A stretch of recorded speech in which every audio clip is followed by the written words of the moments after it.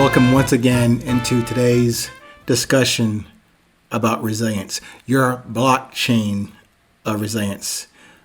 Sharing with you my open journal, my open ledger, my public ledger to you on my experiences and I guess lessons about resilience, but more importantly, the application of resilience, not yesterday, not tomorrow, but today and in this very present moment. I know I thank you so much for those who joined me before on these episodes.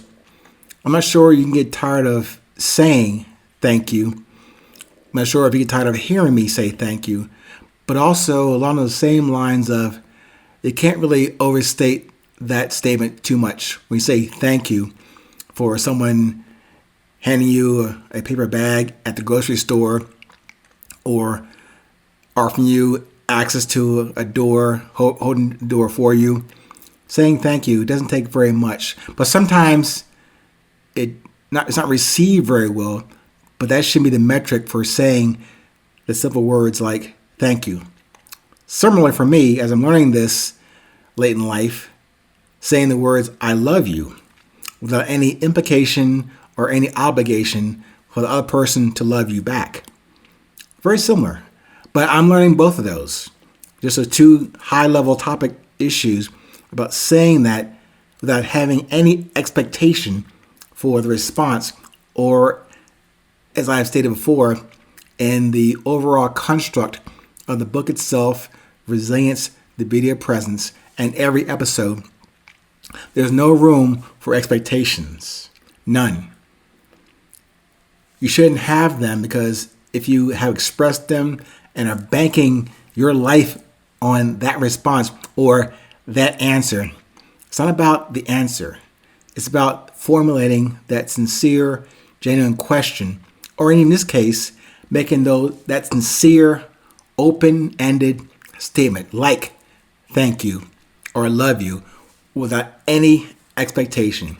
If you do mean it, if it comes from your heart, it shouldn't take long for you to announce that, to state it, and to move on forward. Anyway, sorry for the long preamble to this episode today. Let me get into this. The title today is called My Dearest Friend, the Angel of Death. I know even if you read that topic when you first downloaded it, you're wondering what that could possibly mean. He's trying to be funny or trying to be cute with the title, but it is important and salient to the discussion today. When I talk about the angel of death as my dearest friend, I'm really going to jump forward into the gifts from that person we'll call the angel of death. I'm not sure if you will welcome this statement, this episode, or the presumed gifts about death from this guy called the angel of death. But stick with me for a few moments on this, please. What I will mention to you is nothing super new. I didn't create this. As I told before, we don't create anything in this world. We are able to leverage, access, and be aware of everything created for us, in us, around us, to produce from what we know of as our presence and purpose.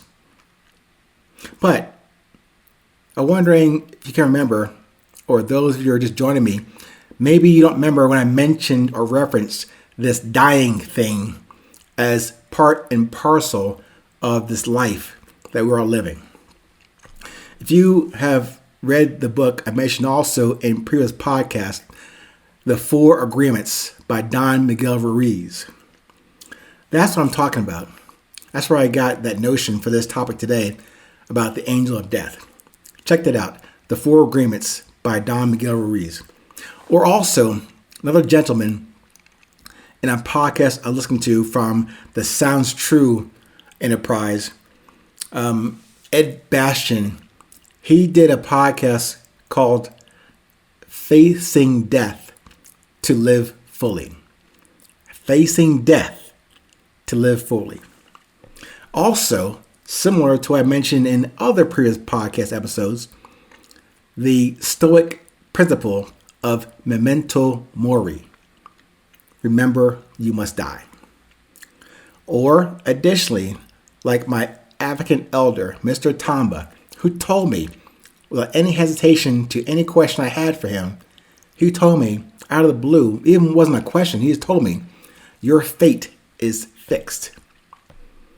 But also, a last example, like me on the surgery table for quadruple heart bypass surgery, with my heart and blood circulating outside of my body while the doctors perform their magic. So, given those examples, perhaps, just as a possibility, that angel of death also attended that party with me on that surgery table. I don't know.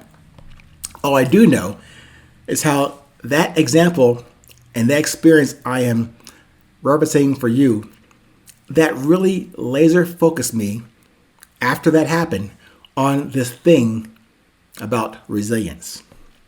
And also to the present moment at that time and that time called now. Just as a sidebar, there is no angel of tomorrow. There is, however, an angel of now. Spoiler alert, that also is you and me. Born in love, born to love.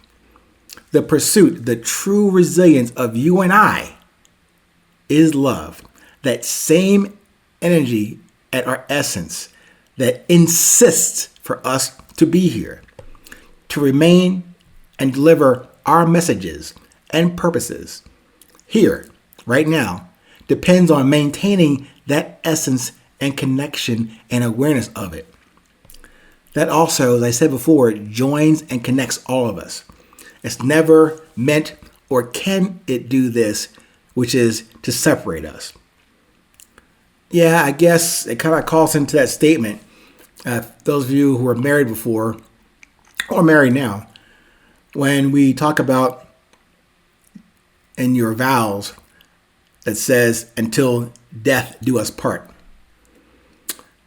Again, I know it's a typical traditional statement you make and say to your partner, but that thing, until death do us part, that's not when we commit to giving our all to this moment and with the very possibility of dying as we do that. In doing that, we are never apart.